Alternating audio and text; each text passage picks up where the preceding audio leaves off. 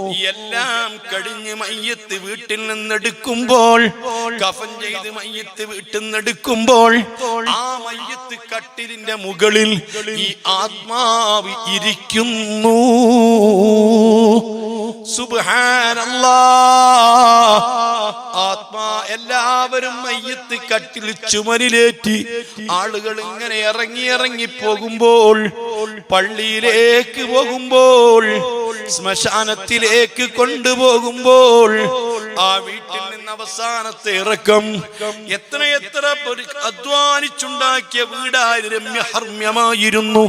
അതേ സമ്പാദ്യം മുഴുവനും ചെലവഴിച്ചുകൊണ്ടുണ്ടാക്കിയ ഭവനമായിരുന്നു. ആ ഭവനത്തിൽ നിന്ന് അവസാനമായിട്ട് ഇറക്കുമ്പോൾ എത്ര വലിയ കാറുകളും വാഹനങ്ങളും സൗകര്യങ്ങളും ഉണ്ടായിരുന്നെങ്കിലും അത് മുഴുവനും അവിടെ വെച്ചുകൊണ്ട് ഈ കട്ടിലിൽ കയറ്റി കൊണ്ടുവരുമ്പോൾ, മോനെ ചിന്തിച്ചിട്ടുണ്ടോ, അവസാന യാത്രയ്ക്കുള്ള നിന്റെ വാഹനം എന്നും നിന്റെ പള്ളിയിൽ റെഡിയാ, അതിന് ഇന്ധനം വേണ്ട, അതിന്റെ ഡ്രൈവർമാര് റെഡിയാ. അവസാനം നിനക്ക് യാത്ര ചെയ്യാനുള്ള വാഹനത്തിന്റെ ഇന്ധനത്തിന് വില കൂടുന്നില്ല, ഡ്രൈവർമാർക്ക് സ്ട്രൈക്കില്ല.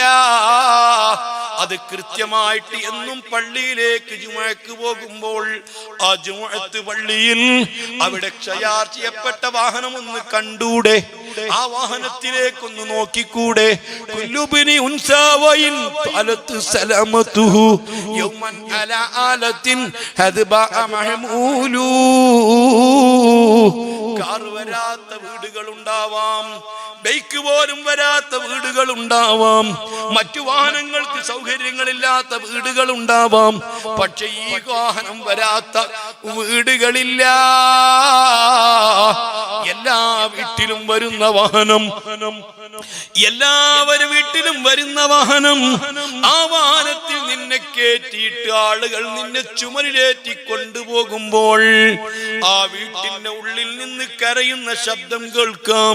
നിന്റെ പ്രിയപ്പെട്ട ഭാര്യ കരയുന്നുണ്ടാവും, മക്കള് കരയുന്നുണ്ടാവും, പലരും ശ്വാസം അടക്കി പിടിച്ച് കരയുന്നുണ്ടാവും.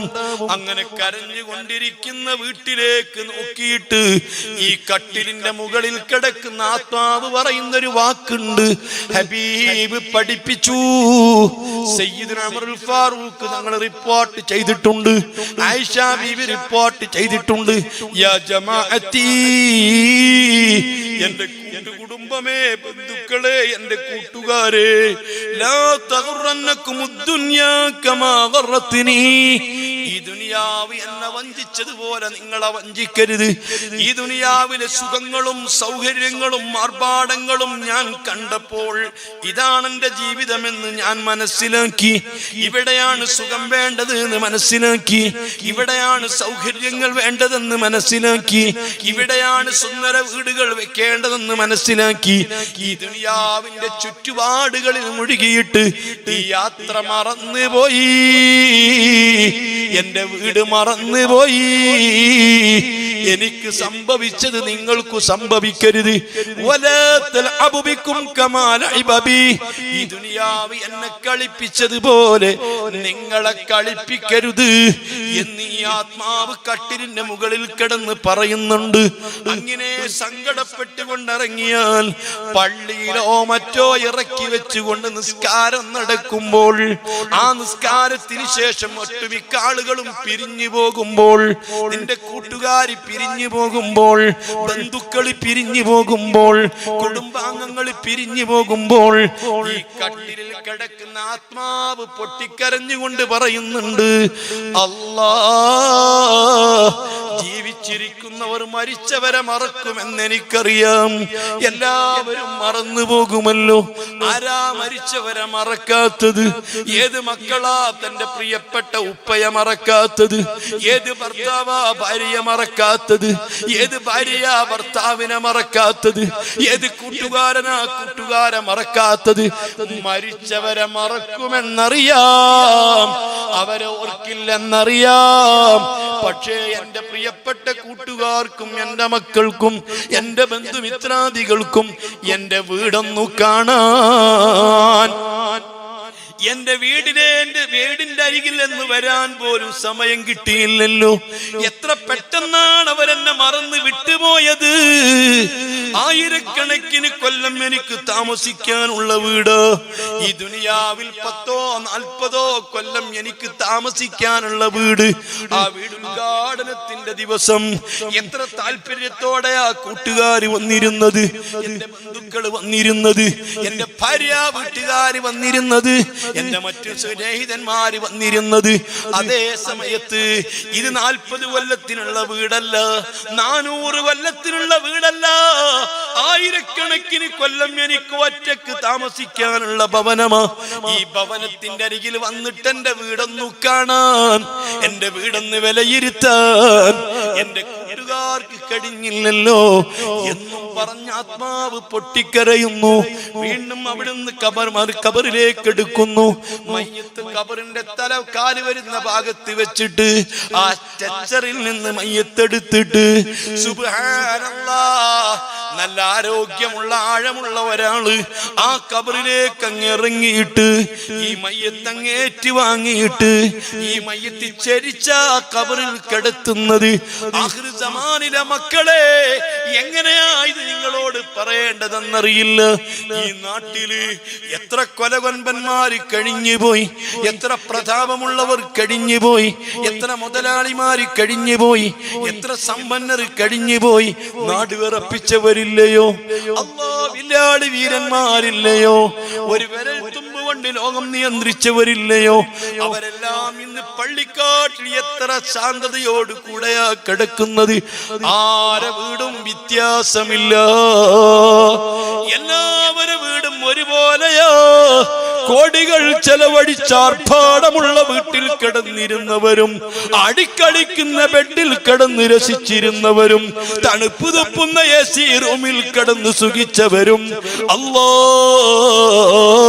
24 മണിക്കൂറും സുഖിച്ച് രമിച്ച് ജീവിച്ചിരുന്നവരും എല്ലാവരുടെ വീടും ഒരുപോലെയാ. ഒരാളെ വീടും ടൈൽസ് ഇട്ട് മിനുക്കിയിട്ടില്ല, സിമന്റ് തേച്ച് മിനുക്കിയിട്ടില്ല, ലൈറ്റുകൾ ഘടിപ്പിച്ചിട്ടില്ല, വിശാലത കൂട്ടിയിട്ടില്ല, സൗകര്യപ്പെടുത്തിയിട്ടില്ല.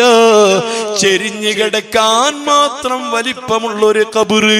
മുന്നോട്ടില്ല, പിന്നോട്ടില്ല, ഇടത്തോട്ടില്ല, വലത്തോട്ടില്ല. നിന്നെ പതിയേതാ കബറിൽ ചരിച്ച് കിടത്തുന്നു. മലർന്ന് കിടത്താൻ പാടില്ലല്ലോ, കമഴ്ത്തി കിടത്താൻ പാടില്ലല്ലോ. കൃത്യമായിട്ട് ചരിച്ചു തന്നെ കബറിൽ കിടത്തണം. സുബ്ഹാനല്ലാഹ്. ഏത് മുതലാളിക്കും, ഏത് തൊഴിലാളിക്കും, ഏത് മുട്ടാള പാവപ്പെട്ടവനും ഒരേ ഡ്രസ്സുകളാ.